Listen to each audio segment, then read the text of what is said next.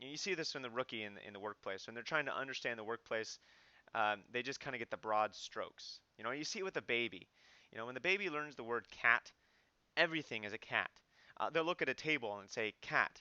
They'll look at the dog and say cat. They'll look at your patio and say cat. They'll look at your kitchen and say cat. Everything's cat because they've learned this one thing. You see the same thing kind of happening with a lot of people who lump religions all in one category. They call everything a cat, when in reality you've got a dog, a table, a patio, a kitchen, a cup, all these different things. They're very different.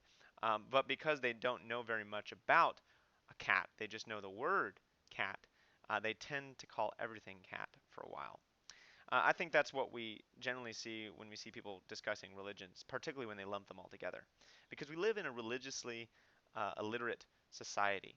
We don't know much about other religions. As an example, the Pew Forum did a wonderful research study that they published the results in September about this Pew Forum religious knowledge quiz.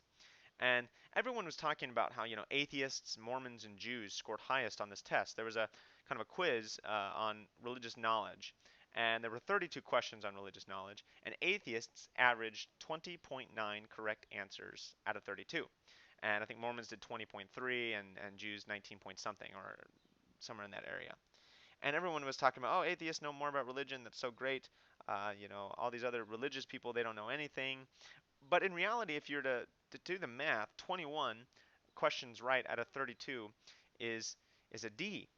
Now that's barely passing. I think in some respects. I had a teacher in high school that said D is really stands for dignity, as in you're failing with dignity. You really didn't put in the effort. You really don't have that much knowledge, but you just passed. You just had enough to get by. And that's largely the case with people living in the United States, and I think you'd find the same thing to be true throughout the world. Is a lot of people don't know about religions. I've taught world religions courses in Southern California, in New Zealand, in Arizona, and shared a little bit about other religions in South Africa. And I'm ceased I cease to be amazed at how little people will know about a religion, but how much they'll think they know. They'll talk about a religion as if they know all about it because they've had this one experience. And experience is good. As I said, experiences are a valid way to experience other religions and to understand other religions. But to make a wide generalization off of one experience is probably not the best way to do things. To say, oh, I knew one Muslim once, and so I know what all Muslims do. Or I got an email from a friend telling me all about Islam. It's not the best way to learn about another religion. Um, but a lot of people assume that is. They've learned about that religion now because they've read one email, talked to one friend, or read one book. Um, I think large in part, though, we're still pretty illiterate when it comes to religion. And this course hopefully will kind of lift the veil there a little bit for us involved, including me. I've got plenty to learn about other religions still, and I'm still growing in it as well. So I look forward to learning alongside of you. Now, one of the things here with people who lump religions all together is they always are talking about toleration and respect. Uh, and those are issues that we can discuss whether we're supposed to tolerate other religions or respect them, or one or the other, or both. But if you want to tolerate, if you want to respect, at the very least, we can say we respect other religions. That means very little without actually understanding them. My wife can respect me. She can give me all types of respect outwardly. But if she doesn't really respect me in her person, if she doesn't really trust me, if she doesn't really love me, then her outward signs of respect mean very little. The same is true with religions. If we outwardly act like we respect a religion, that's one thing, and that's a good thing. But if we really don't know much about them, then what are we really respecting? If we don't understand them or take the time to understand them, do we really respect them at all? And so this course is an effort in understanding religion so we can truly respect other people and also so that we can continue to dialogue with them. Kind of the basis for this class and how we're going to do it is that we need to understand religious people as they are, which is to say that we don't want to understand people of other religions as we think they are. We don't want to understand people of other religions as they think they are, but as they are. Let me talk about the differences there. You see, when you have an opinion about someone who is Buddhist, you have created a mental picture of who they are, how they practice their religion. And that's part of what that person probably is and part of what they actually believe. But there's also aspects of the religion you don't understand or you don't see. Likewise, when they understand themselves as a Buddhist, they have a lot of things that we don't see, that they know to be Buddhist. But at the same time, they don't get that outward, unbiased perspective that we have. And so, really, we're trying to combine those two perspectives, the person who's looking from the outside and the person who is experiencing that religion as a practitioner, in order to get kind of a whole view, to understand religious people as they are. And all of this is done because even if religion makes no sense to you, you need to make sense of religion to make sense of the world. Again, coming back to this idea that religion is a force in our world. And rather than saying it's all the same and we need to lump them all together, either for good or ill, saying, we want to lump them all together and say they're all the same, different paths up the same mountain and they're great, or to say they're all different paths up the same mountain and that mountain's a horrible mountain to be climbing and religion should be eradicated. Um, Even if you say those things, you still need to make an effort to understand them. And oftentimes, the people who are saying religions need to go away are self-avowed kind of what people call new atheists, or active atheists, or whatever term you want to put on them. Um, and they say, religion's not a force for good, it's a force for evil in our world, and really, if it shouldn't be eradicated, then at least its force and its power should be diminished.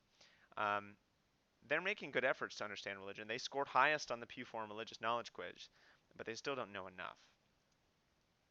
Now, their question is religion dying or should it? There's this BBC article you can find on the BBC if you search for religion dying in 9 countries. It talks about how, like in Australia, New Zealand, the Netherlands, Ireland, Finland, and a couple of other countries in Canada. Uh, so countries that are Western Europe based, whether they're actually in Western Europe or they're shaped by Western Europeans. Like Canada has got a lot of British and French influence, Australia and New Zealand, um, again, still connected to the Commonwealth of the UK.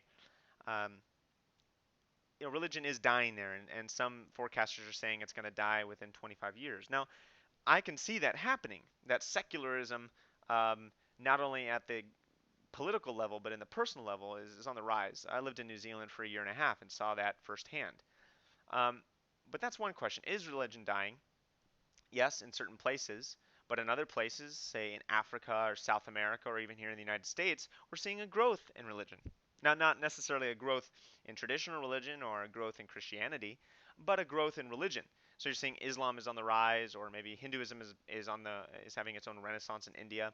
So in other places, religion is growing, um, while in other places, quote unquote, religion is dying. Traditional religion, again, there are those who would argue that secularism or naturalism or forms of the new atheism are just a different type of religion, but that's a different conversation.